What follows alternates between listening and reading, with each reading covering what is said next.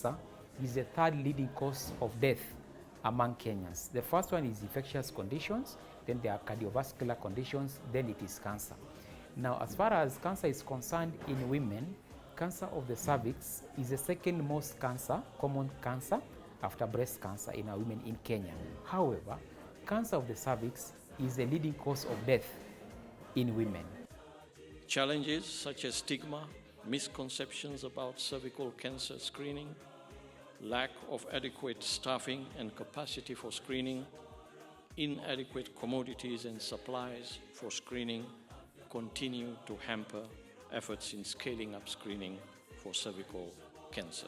Research and evidence have demonstrated that effective screening programs and immunization reduce cervical cancer.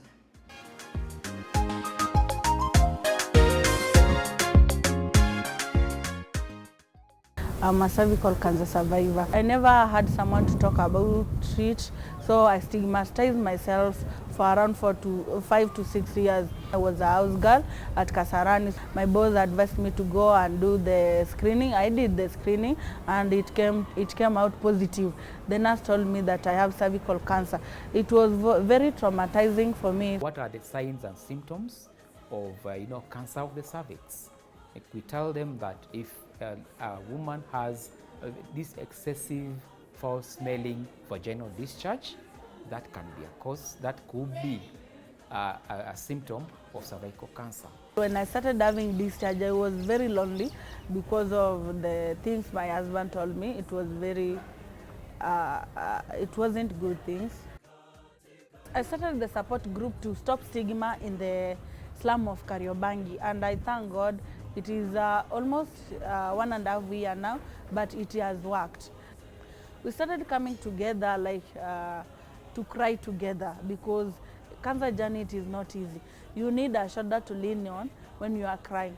I'm now in the community, giving back to the community, doing what I was not given. Because I needed love. I never had love from the community. I was stigmatized in the community because of the smelly discharge.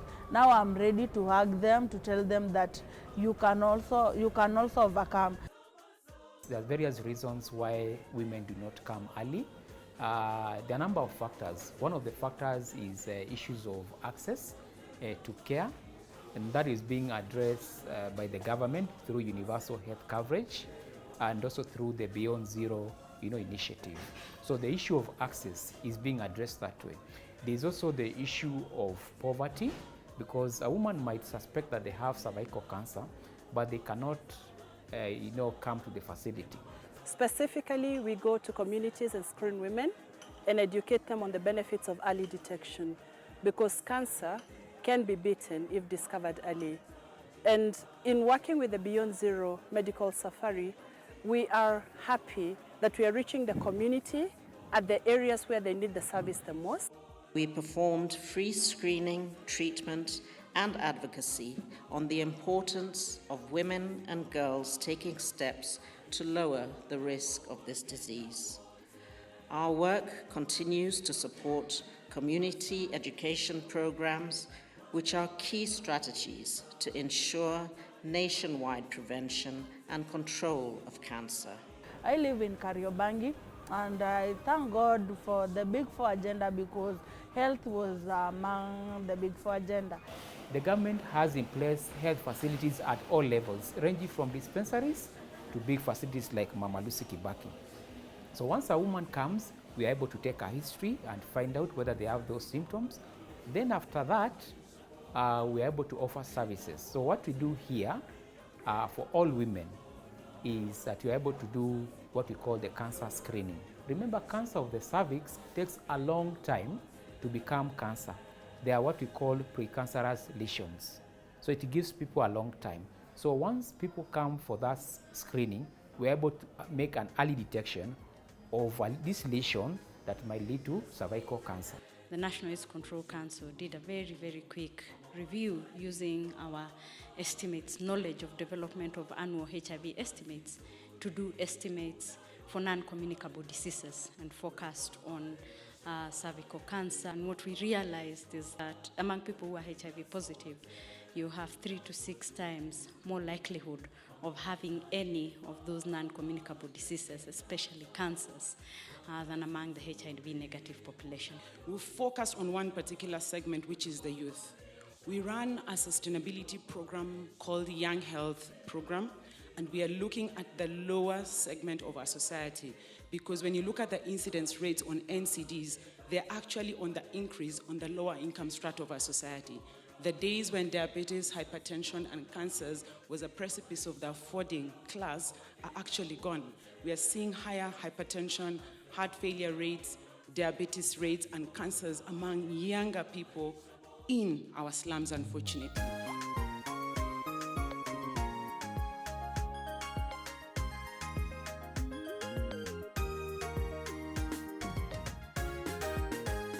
It is purely for cervical cancer prevention, because most people who are coming up with these analogies are saying, sterilization and something like that, but now it is actually cervical cancer prevention.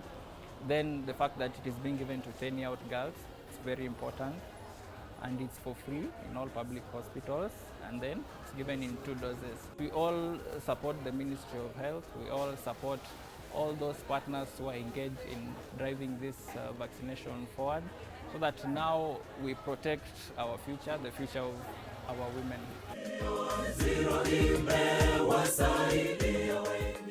The aim is to have 90% of girls fully vaccinated with the HPV vaccine, 70% of eligible women screened, and 90% of women identified with pre-cancer or cancer treated appropriately. We have vaccinated 350,000 schoolgirls of this age against a target of 800,000. So I would like to say that we are very much on track. This is expected to complement existing strategies for cancer control. I wear those shoes. I wear the shoes of cancer, and I know what cancer takes to a person.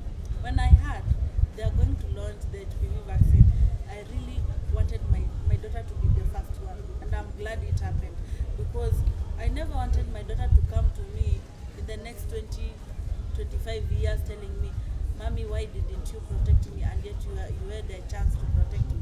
There are very many stories about it. The issue is that the HPV vaccine is safe, it's effective, and it's accessible, to Kenyans. Before a vaccine is given to the general public in this country, it has to undergo what we call the World Health Organization accreditation to ensure that it's actually safe. And it has been used even in other countries. Countries like Rwanda have been using it for some time now. So it's safe and effective. The Ministry of Health in the last 1 year has rolled out activities aligned to the National Cancer Control Strategy 2017 to 2022, which prioritizes building of robust infrastructure, scaling up of screening, and support of the new HPV vaccine rollout.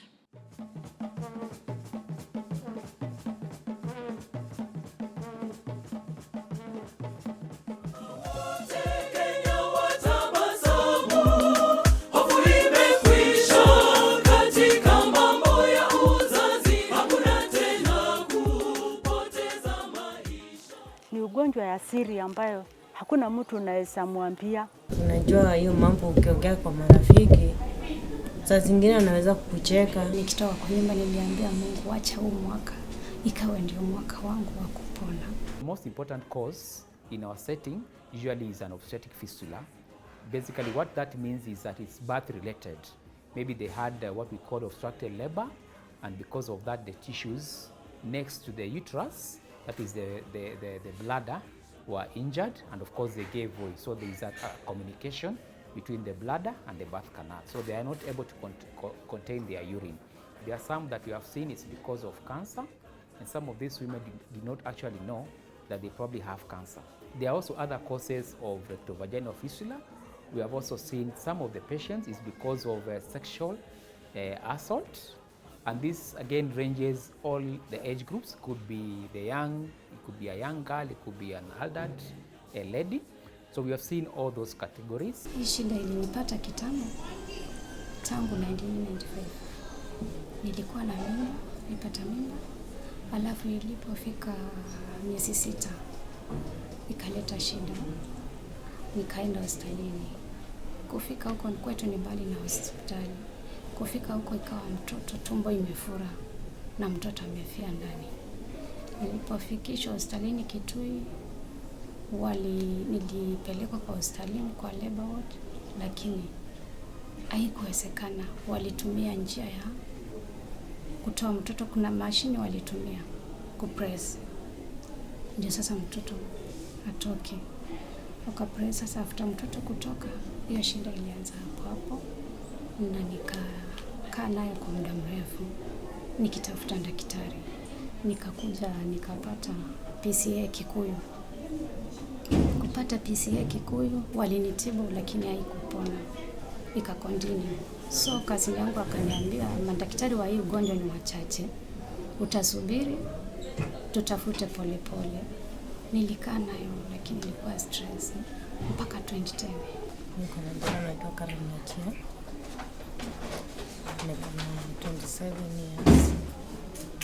Natoka side ya Migori. Nilipata 208 juu ya kuzaa. Vile nilipata mimba kama mimi niko mdogo. Nilikuwa mtu mkubwa sana. Nilikuwa na 16 years. Ikifika wakati wa kuzaa nikapelekwa hosi. Nikapatikana mtoto amekufa kwa tumbo. Wakatoa mtoto. Hiyo ndio shida ilianzia. Na mama mwenye alinielezea alipitia hiyo hali, ndio akanielezea kuna free medical huko na huwa wanatengeneza. Nikaenda, nakumbuka ilikuwa Tuesday. Nikaenda, wakanipokea vizuri na wakanitibu. Nilipata mimba ingine, nikajaribu nikiwa nayo. Nikatoka ikiwa na miezi 2. Nikarudi nikajaribu tena. Ikatoka sana nikastop. Na nikakaa 2016 nikaanza kuliki tena, nikaanza medical Kenyatta. Nimetibiwa Kenyatta 2017, 2018, 2019, bado ikawa naliki. So nikakaa, juzi ndio nilisikia hii imetangazwa, nikasema sitachoka. Juu ugonjwa daktari aliniambia inaponanga. So ndio nilipata hiyo message ya Beyond Zero na nikasema nikuje wanitibu. We have been taking care of them, and the First Lady's office, they have done a wonderful job of social mobilization, and that the First Lady is spot on in terms of identifying what needs to be done in this country.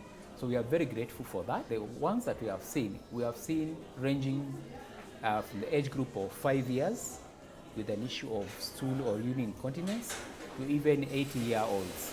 So it's a whole spectrum, it's a broad spectrum of patients that we are seeing.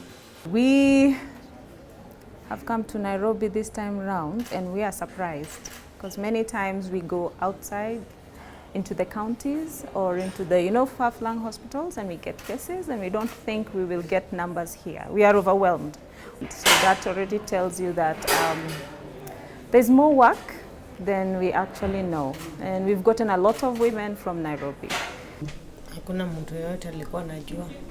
Familia yangu peke yake ndiyo alikuwa anajua. Unajua hiyo mambo ukiongea kwa marafiki, saa zingine anaweza kukucheka ama akupe madhara wengine.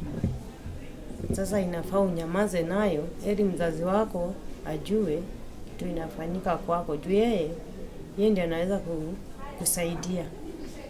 Marafiki anaweza kukusaidia lakini baadaye atatoa nje. Sasa kuna haja uambie marafiki shida hii uko nayo. Mzee naye nilimuelezea. Juu huwezi kana mzee na mfiche siri yako. Nilimwambia kila kitu yenye niko nayo. Hata hiyo message yeye ndiye alipata kwa simu yake. Sasa yeye ndiye alinielezea ati kuna siwendi unakuaga na ugonjwa ya fistula. Watu wanatibiwa Mama Lucy tarehe 18. Nikasema ni sawa, nitaenda. Hivyo tu ndio aliniambia, akanisupport, akaniambia wewe. Kuna mahali inafikanga kitu unaizoea. Na pia sasa huwa na make sure tu ninajizuia, na kuna mtu anajuanga ni shida gani niko nayo. Wanajua ninakuanga na shida, but hawajui exactly what is it. But huwa ninajaribu pampers ndizo natumia.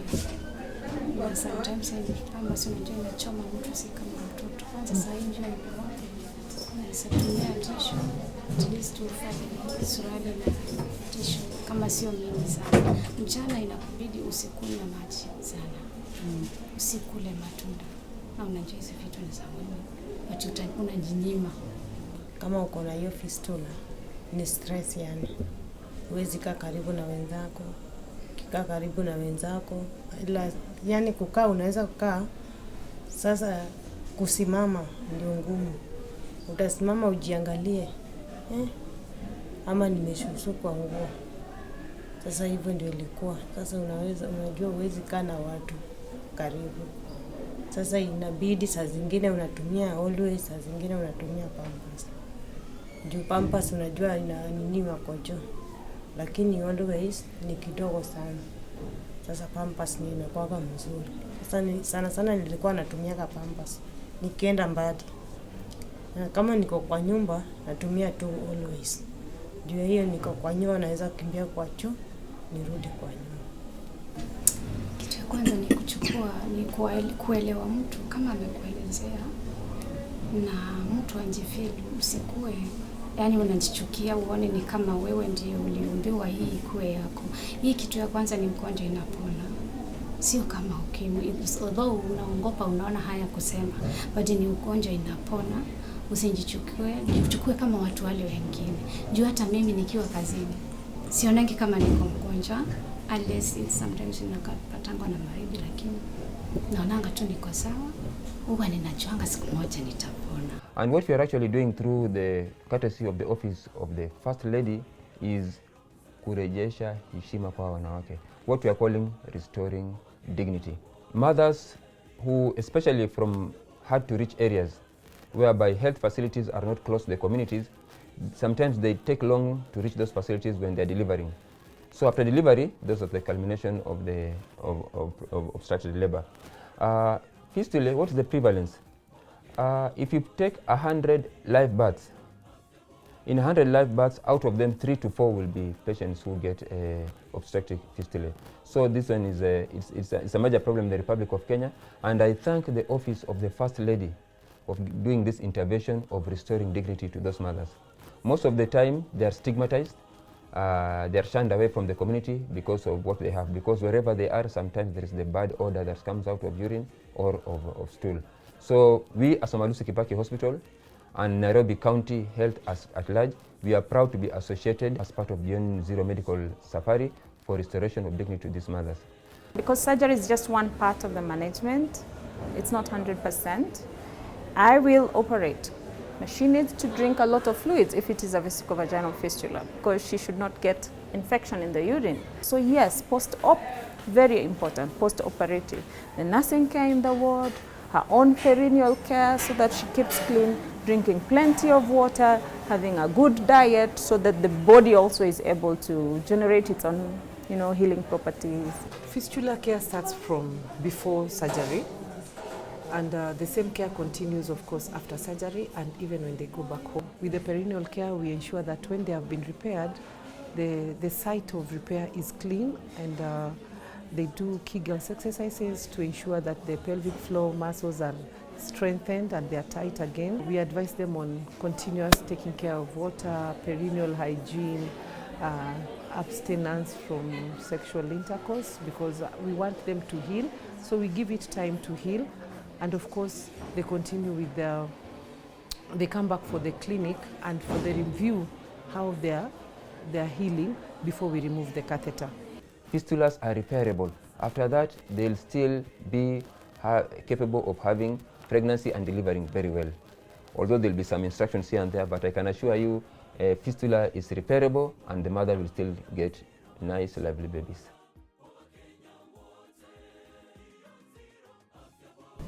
Sasa naambia wanaume wote wenye wako na wabibi, kama umesikia bibi yako ako na hiyo shida, mheshimu kama mke wako. juu si kupenda kwake. Wanaume naweza wasije, mtu usiache bibi yako nje ya hii ugonjwa. Although wengi wameacha na huwa wanaacha, but uwe mvumilivu, ni ugonjwa inapona. Fuatilia hii ugonjwa, huyu bibi yangu anaweza saidika, anaweza tibiwa haji, usimfukuze. Uwe mvumilivu na uelewe, njoo hata unaweza mwacha ndio ushikane na mwingine ashikwe nayo, sasa utafanya nini? Hii ni kitu inapona, wasikuwa wanatoroka.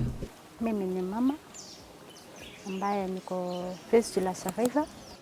Saa hizi sisi tunasema tuko ambassadors ya hii ugonjwa, ambayo tunaeleza watu hii ugonjwa iko na kuna matibabu. Sasa tukisema hivyo kwa yule ambaye bado anapitia, atakubali. Because for 4 months ambayo tumekutana hapa, kuna wamama wamekuwa tu wakipelekwa Kisii kutibiwa. That means ujumbe inawafikia kwa huko mashinani. Tuliona tufanye merry-go-round ama table banking. Because table banking ni kitu ambaye inaanza hata kwa pesa kidogo. Tunaweka alafu tunarudi kutoa tena, tunaweka hivyo na tuna make sure kila mtu amechukua. Ndio kila mtu awe participate ndani yetu. Women are very sensitive people. Our bodies are so sensitive. So when I came here, I didn't really think that it's a common problem for most people. Maybe I thought it's just a minor thing that itakuja ishe tu, you know. So when I came here, I've learned that many of us out there who are going through the same thing, and we are quiet about it at home. You know, we are maybe embarrassed to talk about it, or maybe we don't know who to ask about these things. One thing is we've got a very good system of healthcare in Kenya. We start from the community health workers right up to the top to the consultants. What does it mean? At the village, there is a community health worker. If this information can be transmitted to them in terms of seminars or in terms of flyers or in terms of being given health education, let us empower our community health workers. With that, information will reach to every part of Kenya in terms of there is hope in fistula. It is repairable and people continue their normal lives. I thank God for our First Lady na organization zile ziko. Nashukuru Mungu pia sababu alileta hiyo vision kwa our First Lady, na Mungu aendelee kumbariki na wale wengine wamehusika nao. And I thank our government sababu pia wamekuwa supportive kwa hii kitu, sababu wangekuwa supportive kwake pia hatungekuwa na kitu kama hii. So I thank God.